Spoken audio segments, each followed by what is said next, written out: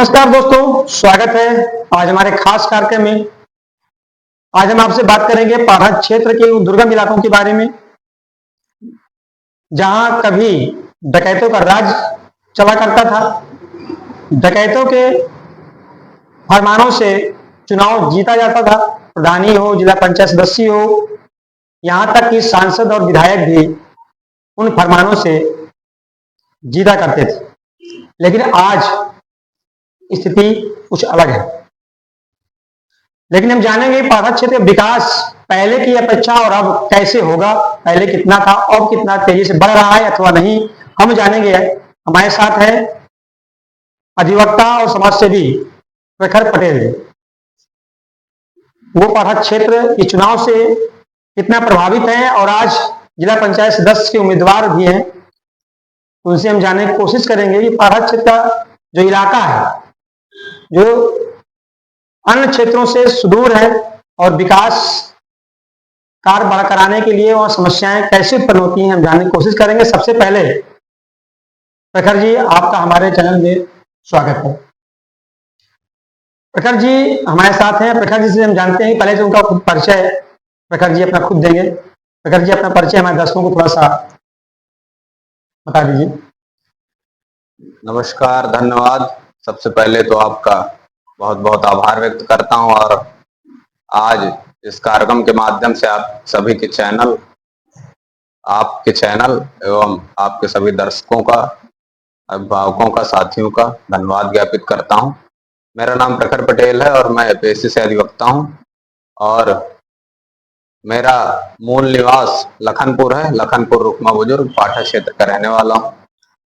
सर्वप्रथम आप लोग को बताना चाहता हूं कि मैं, जैसे कि आप लोगों ने बताया कि राजनीतिक जीवन की शुरुआत और सारी चीजें इस तरीके से शुरू में सन 2016 में सीएमपी महाविद्यालय इलाहाबाद विश्वविद्यालय से छात्र संघ उपाध्यक्ष का चुनाव लड़ा और वहीं से मेरे राजनीतिक जीवन की और राजनीतिक सफर की शुरुआत हुई। क्योंकि कहा जाता है कि छात्र जीवन और छात्र संघ का चुनाव किसी भी साथी के लिए नर्सरी, तो हम लोगों ने नर्सरी से सीख करके आए हैं और आज भी लगातार सन 2016 से विगत 9-10 सालों से आप लोग के बीच में हैं और हमेशा रहेंगे।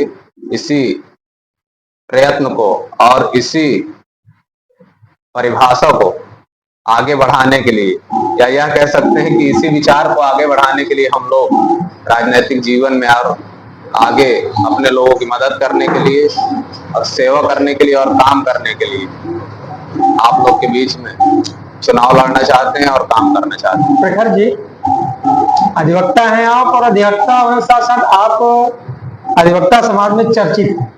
काफी चर्चा में अधिवक्ता में है, क्या कारण है? बहुत चर्चित हैं, अक्सर जो है चर्चा में आते रहते हैं। सबसे पहले तो कारण ये है कि देखिए, कोई भी कार्य है, कोई भी पेशा है, बहुत सारे लोग किसानी भी करते हैं, बहुत सारे लोग पत्रकारिता भी करते हैं, चर्चा में तो आप भी रहते हैं। तो कहीं ना कहीं एक चीज समझने की आवश्यकता है कि किसी भी काम को आप शिद्दत, लगन और ईमानदारी और मेहनत से करेंगे तो निश्चित तौर पे वो चर्चा में रहने का विषय है। और हम लोग पूरी तरीके से, जो हमारा वंचित तबका अंतिम पायदान पे बैठा हुआ व्यक्ति है, उसको हमारा एक सिद्धांत है कि क्योंकि कानून जो रूल ऑफ लॉ वो रिफॉर्मेटिव थ्योरी पे बेस्ड है और उससे भी बड़ी चीज है कि एक्सेस जस्टिस टू ऑल, न्याय सबके लिए। तो न्याय सबके लिए तब है जब आप अंतिम पायदान पे बैठे हुए व्यक्ति की उतनी तन्मयता से लड़ाई लड़ेंगे, उतनी ईमानदारी से लड़ाई लड़ेंगे जितनी आप किसी जो सामाजिक परिपाटी, जिस अमीरी गरीबी की खाई को पाटने का जो संकल्प हमारा, जो महापुरुषों का संदेश है, उस संदेश को जो हम लोग आगे बढ़ाने का कार्य कर रहे हैं, तो जब आप अंतिम पायदान पर बैठे हुए व्यक्ति की मदद करेंगे तो निश्चित तौर पर आप चर्चा में रहेंगे और ईमानदारी से काम करने की आवश्यकता है। प्रखर जी अभी प्रचार प्रसार भी काफी हो रहा है तो जिला पंचायत चुनाव को लेकर के, और आप भी काफी उत्सुक हैं। पाठा क्षेत्र बहुत पिछड़ा इलाका है और पिछड़े इलाके में ये पंचायत चुनाव लड़ने का प्रेरणा कहाँ से मिलेगी आपको? देखिए, कहीं ना कहीं पाठा क्षेत्र के हम लोग वासिंदे, वहां के रहने वाले हैं। हमारा मूल निवास वहां का है, हमारे पुरखे वहां के हैं, हमारे लोग वहां के हैं और निश्चित तौर पे उनको एक ईमानदार व्यक्ति की आवश्यकता है जो उनके लिए पूरी मजबूती से लड़ाई लड़ सके। क्योंकि राजनीति बहुत सारे लोग कर रहे हैं, चाहे वो पाठक क्षेत्र हो चाहे कोई भी क्षेत्र हो। क्योंकि न्यायपालिका कार्यपालिका जिस चीज की भी हम लोग बात करते हैं तो निश्चित तौर पे जो लोग कार्य करेंगे वो लोग तो, और चुनाव हम नहीं लड़ना चाहते, चुनाव हमारे लोग कह रहे हैं कि आप लड़िए, आपको कार्य करने की आवश्यकता है, लोग आपको चाहते हैं कि आप चुनाव लड़िए, इसलिए हम लोग जो है चुनाव की प्रेरणा वहीं से मिलती है, क्योंकि अपने लोग को एक ईमानदार व्यक्ति की आवश्यकता है और हम लोग जानते हैं कि हम लोग अपना कार्य ईमानदारी से करते हैं, इसीलिए लोग हमेशा कहते रहते हैं कि भैया आप चुनाव लड़ेंगे तो चीजें जो है बेहतर होंगी। शेखर जी अच्छे, आपको जनता भी लाइक करती है काफी, और लोग प्रशंसक भी अब काफी हैं, हम फेसबुक पर देख भी चुके हैं कि अब काफी प्रशंसक हैं।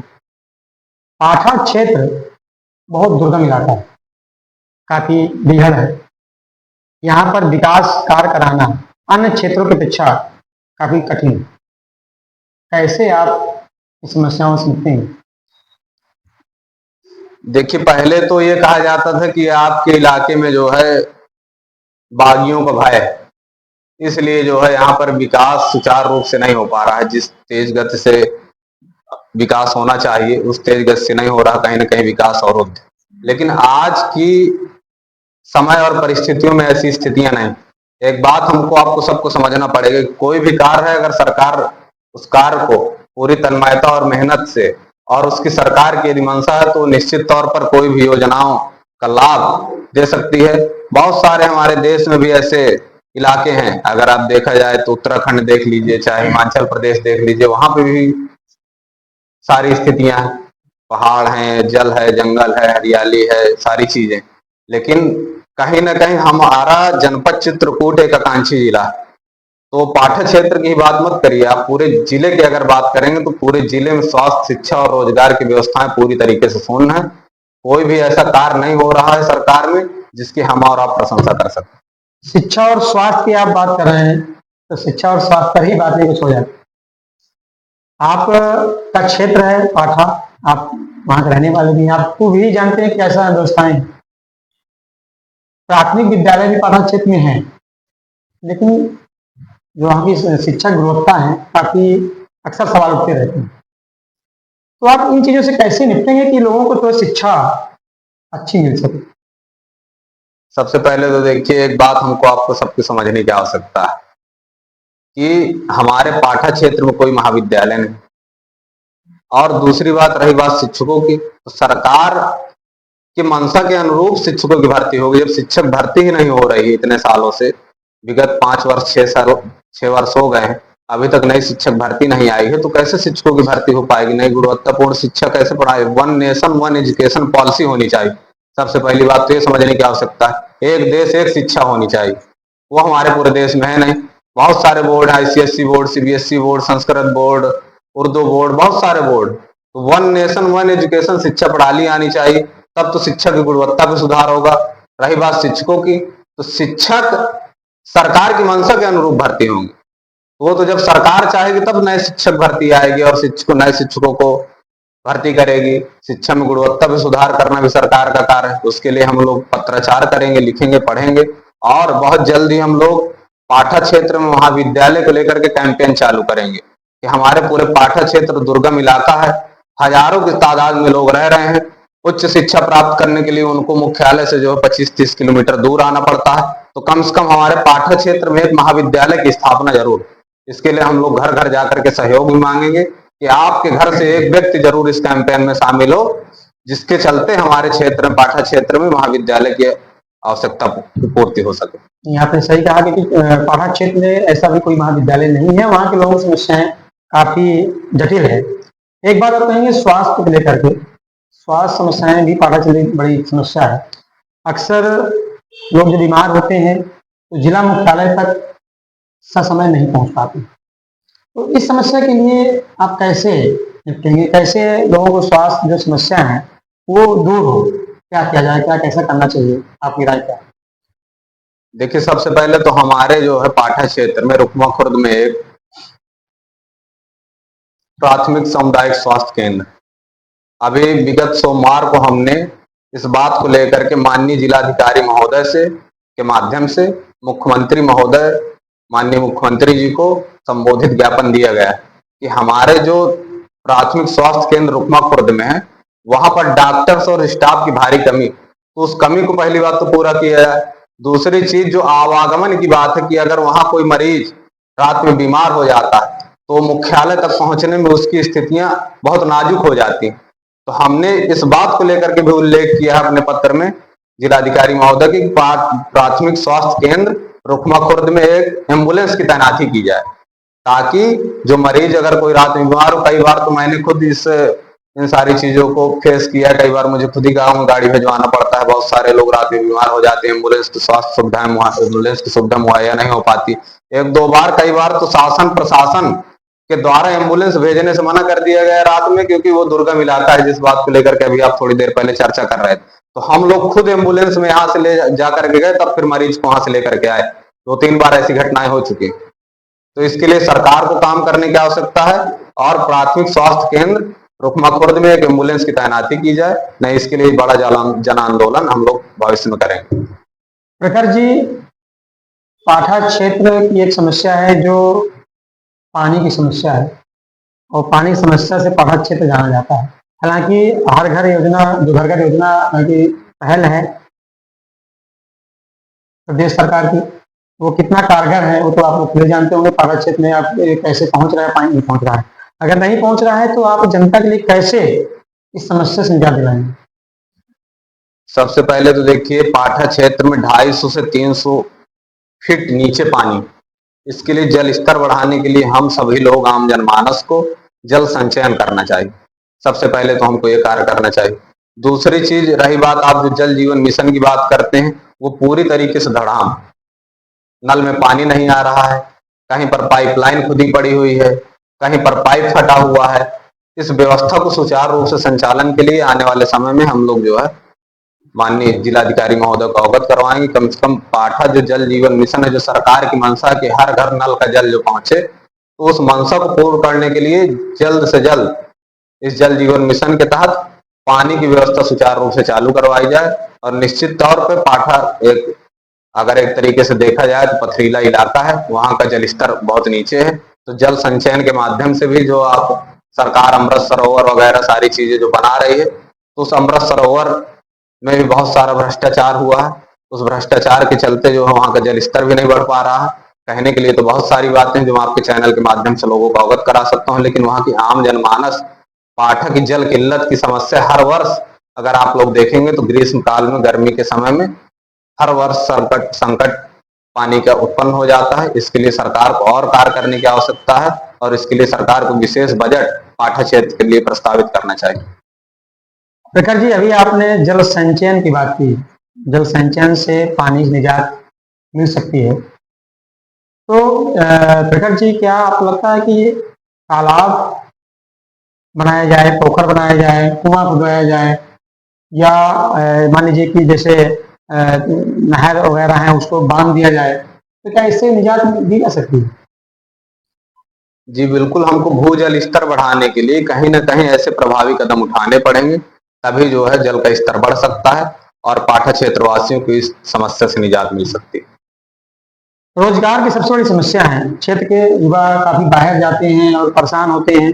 रोजगार के लिए सरकार को क्या करना चाहिए, या आप जिला पंचायत सदस्य का मौका मिल जाता है और जनता आपको मौका देती है, तो उससे उसमें आप क्या सुधार ला सकते हैं कि रोजगार, जो युवा हैं बेचारे परेशान न हो, यही रोजगार को मिल सके? क्या आपके पास राय है?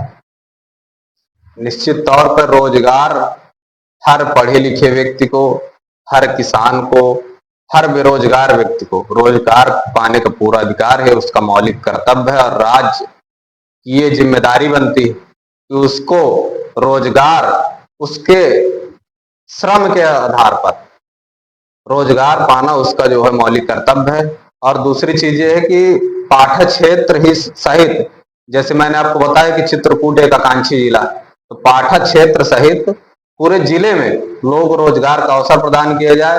सरकार को यहाँ पर फैक्ट्रियां लगवाने की आवश्यकता है।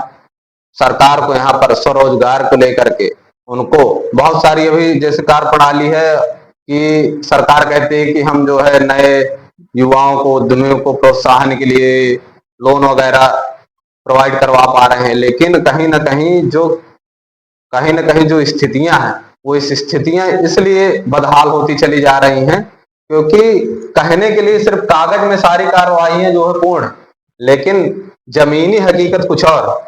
तो सरकार को कम से कम यहाँ पर रोजगार के साधन को उपलब्ध करवाना चाहिए, कारखाने आदि लगाने चाहिए। इसके लिए भी हम लोग लड़ाई लड़ेंगे, पूरा जन सहयोग रहेगा।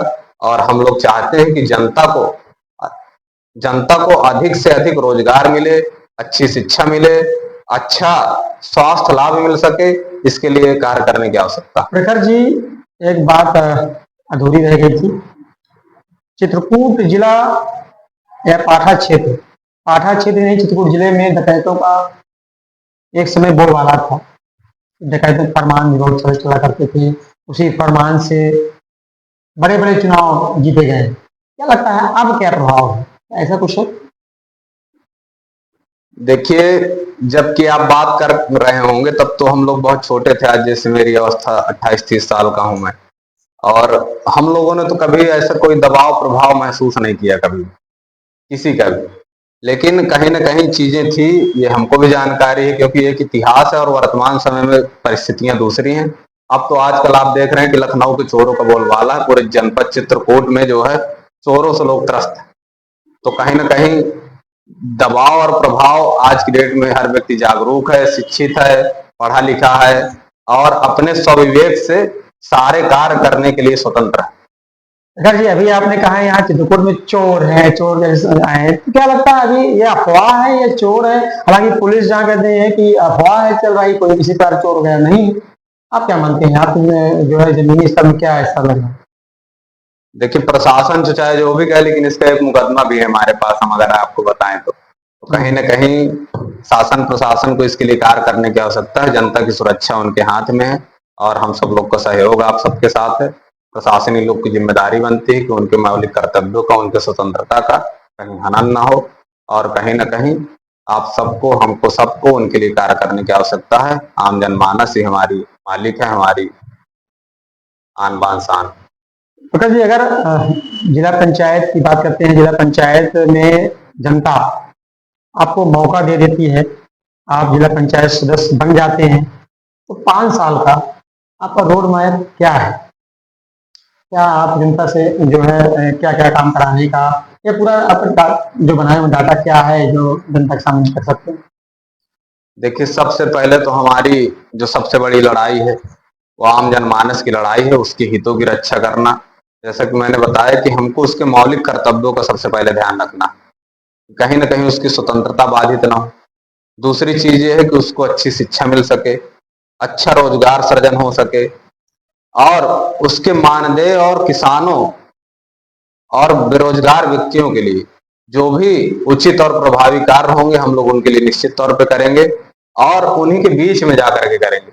अभी तो रही बात चुनाव की स्थितियां क्या होती हैं तो मैं नहीं बता सकता, लेकिन कहीं ना कहीं लोग हमारे साथ हैं, और निश्चित तौर पर जो भी लोग हमारे साथ हैं, ईमानदारी से निष्ठापूर्वक हमारे साथ कार्य कर रहे हैं, उनकी हक की लड़ाई पूरी मजबूती से हम लोग लड़ेंगे। मैं ये नहीं कहता कि मैं चांद सितारे तोड़ करके ला दूंगा, लेकिन इतना जरूर कहता हूं कि जहां उनके हक और हकूक की बात आएगी तो उनकी आवाज को बुलंद करने का कार्य जरूर करेंगे। उनकी आवाज कोई दबा नहीं सकता, कोई उनको झुठला नहीं सकता, कोई उनको फंसा नहीं सकता।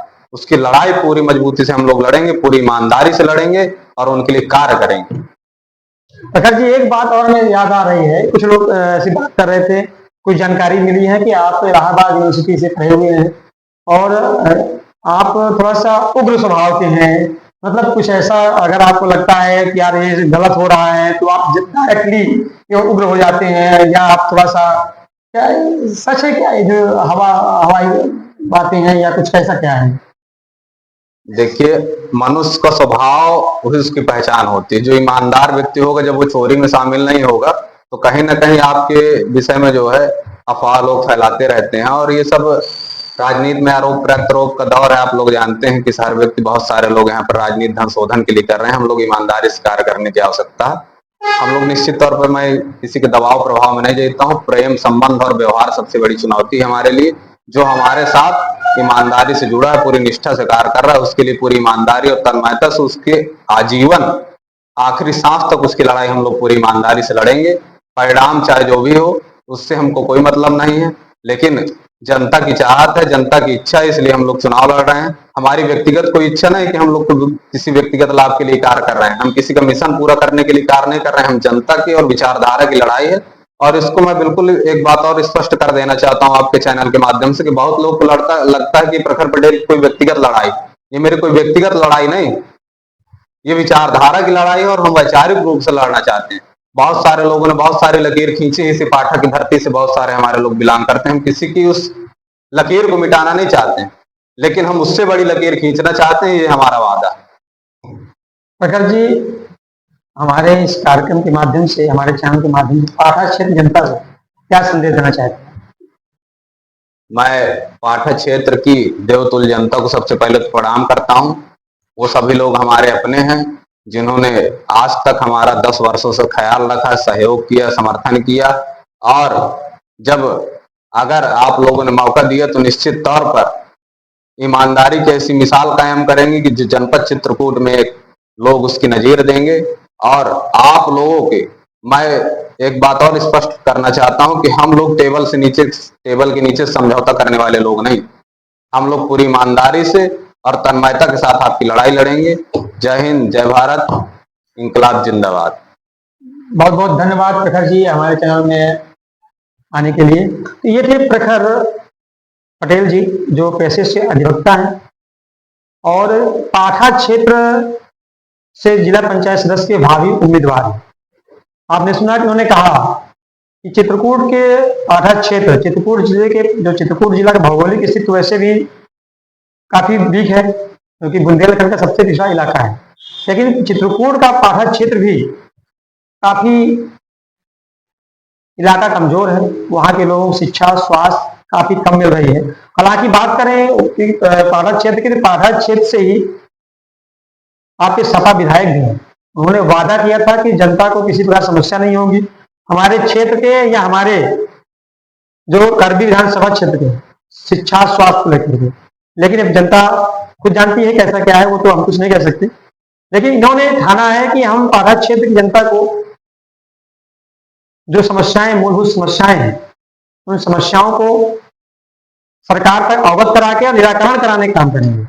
देख रहे हैं आने वाला समय खैर बताएगा कि जनता इनको अपना सदस्य चुनती है, उसके बाद ये काम कैसे करते हैं। फिर उस टाइम भी हम इनसे अपने चैनल के माध्यम से जानकारी लेंगे, पूछेंगे कि जनता ने आपको मौका दिया या ना दिया, दोनों में इनसे हम जो है जनता के बीच लाएंगे और जानकारी लेंगे। अब तक के लिए आप सभी साथियों का बहुत बहुत धन्यवाद। कार्यक्रम रहा और कार्यक्रम में आपके गोपाल जी भी थे और काफी बड़ा काफिला था। क्या राज था कि जो है काफिला इकट्ठा अचानक इतना बड़ा हो गया और आप पहली बार राजनीति में ज्वाइन की, कैसे संभव हुआ? देखिए, ये प्रभु भगवान कामतानाथ जी का आशीर्वाद है और मैं कई सारे युवाओं से और पहले से ही समाज के लिए काम करता रहा, तो कई सारे लोग मुझसे जुड़े हैं और मुझसे दिल से जुड़े हुए, और कोई इस तरह का व्यक्ति नहीं रहा उसमें कि कोई भी किराए के लोग हो या वाहन या कोई ऐसा कुछ। जितना भी गाड़ियां रही, जितने भी लोग रहे, जितने भी माताएं बहनें रही, जितने भी युवा साथी रहे, बड़े भाई छोटे भाई, सबका भरपूर सहयोग मिला और भरपूर साथ दिया सबने मेरा। मैं उन सबको तहे दिल से धन्यवाद करता हूं और आगे भी इसी तरह के प्रयास करता रहूंगा।